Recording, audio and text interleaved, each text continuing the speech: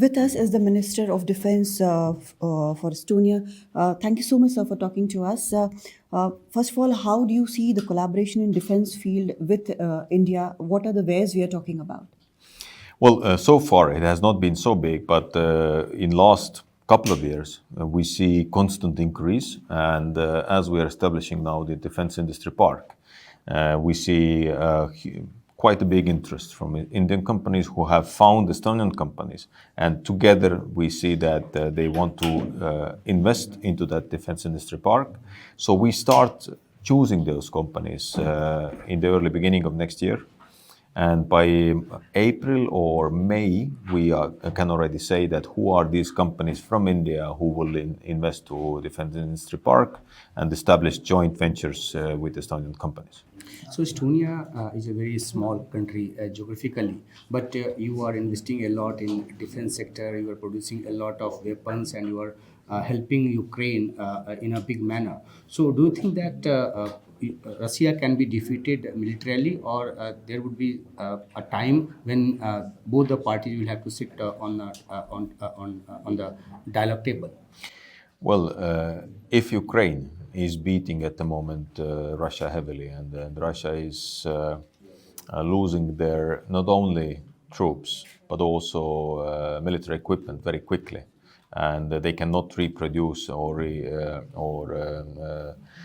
find the options, so that they need to go to North Korea or they need to go to Iran to acquire new equipment, then this shows that if only Ukraine can do that, then NATO as an alliance is much stronger than Russia. And also economically, the size of Russian economy has the same size of the economy of the Benelux countries, so Belgium, Netherlands, Luxembourg. Only three of them have bigger economy than Russia. So when you take the potential, obviously we understand that this is much higher for the Western countries, and NATO as an alliance is much stronger than Russia. But of course, that doesn't mean that we don't have to invest more into our defense. We need to deter Russia. We need to send a very clear message. Don't even think attacking NATO. But what happens if US pulls out from NATO? As you have heard that President-elect Trump has said that he may think that America comes out from NATO. Then how you will manage this war? Because America is also a big ally, a partner of Ukraine, and helping out Ukraine in a big manner. Well, I'm a pragmatic, so I'm not speculating anything. I know that what is important for the United States is that Europe is a great ally. And for Europe, it's important that the US is a great ally. So that means that, as I see it, Europe needs US as US needs Europe, because US has global interests. When Europe can provide cooperation for the United States in this global interests, that means that, the US needs the bases in Naples, in Ramstein, the core here in Poland and Estonia. So this is important. So this is why I'm not so sure that this speculation is very true. Pragmatically, would you say that India has a fair chance of taking forward the peace initiative between Russia and Ukraine?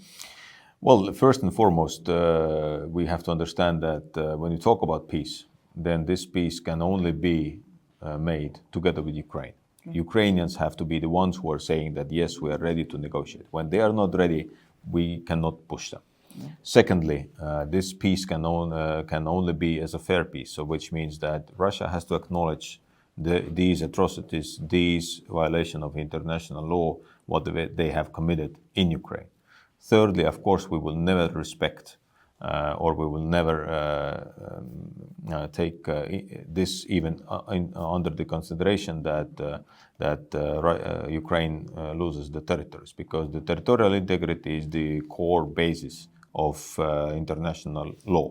So these are the points, and let's see how it goes. Who will be the facilitator, or will there be many? The future shows.